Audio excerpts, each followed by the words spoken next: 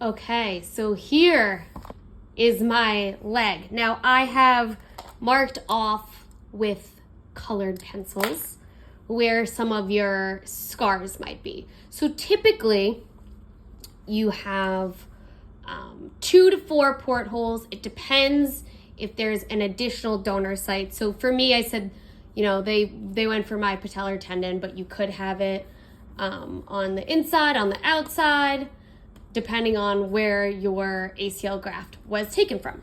So for this example, we're gonna use patellar tendon. So when you do scar mobilization or soft tissue fascial mobilization, you actually wanna do this on dry skin because that's gonna help it move better and give you a better grip.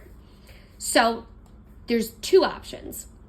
You could put something lightly underneath your knee so it's resting, or you could just prop it straight. Never do this if your incision is not closed. So all you're gonna do, you're gonna take your thumb, other thumb, you're gonna go on either side, you're gonna pull down, pull up. The reason we're doing this on dry skin is because we want that pulling motion.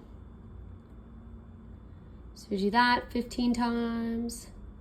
Do the same thing 15 times. You kind of think about it. So you could do the pull method and the clock method. So you're gonna put your thumb directly over the scar, pull down, and think about it like a clock. So pointing at 12, 1 o'clock, 3 o'clock, 4, 5 o'clock, 6 o'clock, 7, 8, 9, 10, and so forth. So we get back. So ideally, you're trying to mobilize the skin in all directions. It should be able to glide freely. So if you get to a place where it feels like a little more restricted, which is gonna happen when there's scar tissue underneath here, right? You can kind of float back and forth.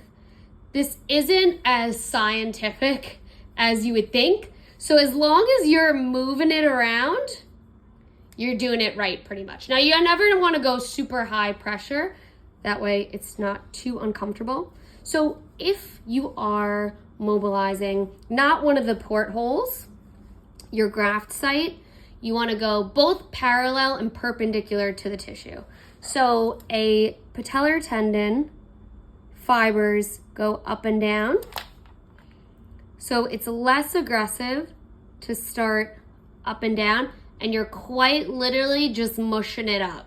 Like, you don't have to be super crazy. Keep it gentle or not painful, and side to side.